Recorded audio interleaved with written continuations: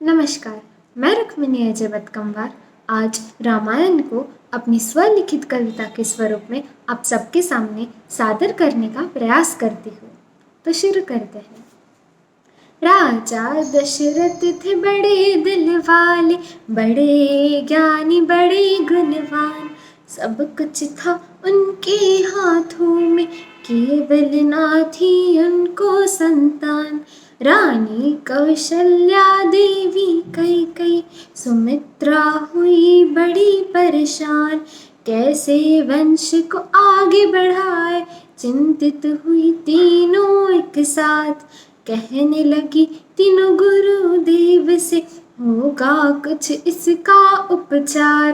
कीजिए कुछ ऐसा कि बढ़े हमारे सूर्य कुल का मान। तो गुरुदेव कहते हैं, अवश्य है एक उपाय, कीजिए कुल देवत को नमन।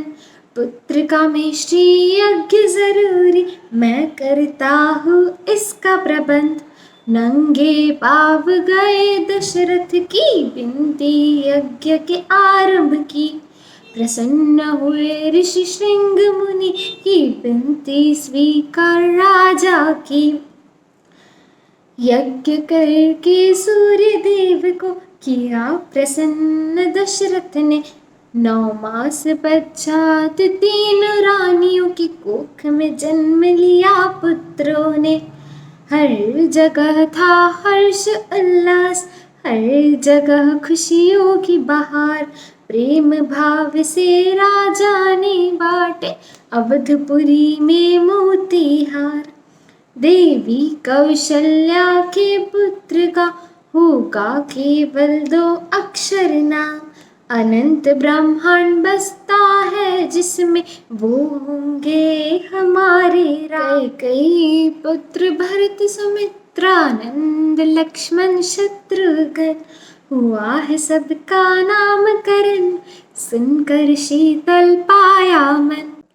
फिर बसंत पंचमी का दिन था, गए गुरुकुल चारों कुमार। तीनों माए निराश हुई, जब नजर न आए राज दुलार।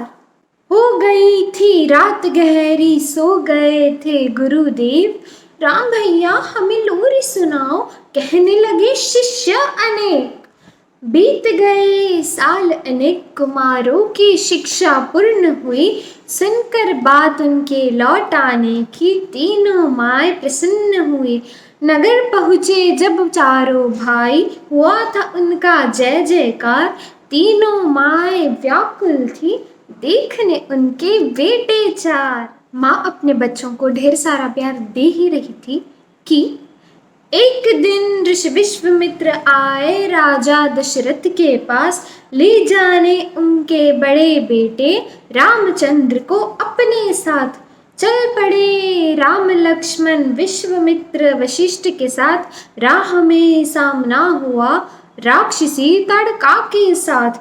लेकर ऋषि का आदेश, राम ने किया ताड़का का वध। देख कर भाई की जिद, लक्ष्मण को हुआ उन पर गर्व। देख कर राम की विजय प्राप्ति, ऋषि विश्वामित्र बड़े खुश हुए। अपनी अस्त्र आदि दिव्यस्त्रों से राम को आत्मसात किए।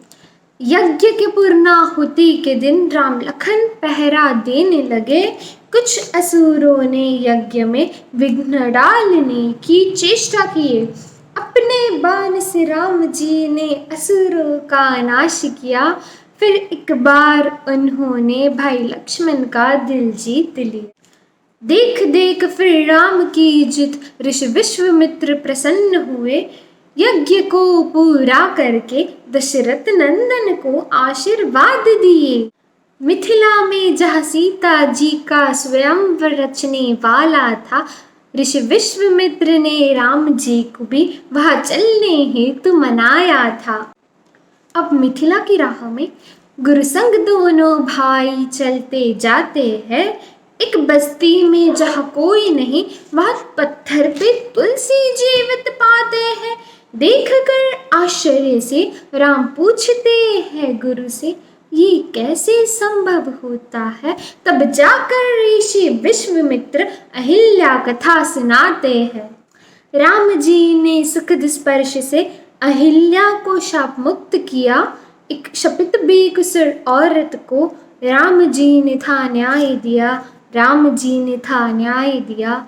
राम जी ने था न्याय दिया। आज की कविता यही समाप्त होती है, परंतु यह कहानी का अंत नहीं है। आगे की कहानी हम अगले वीडियो में सुनेंगे।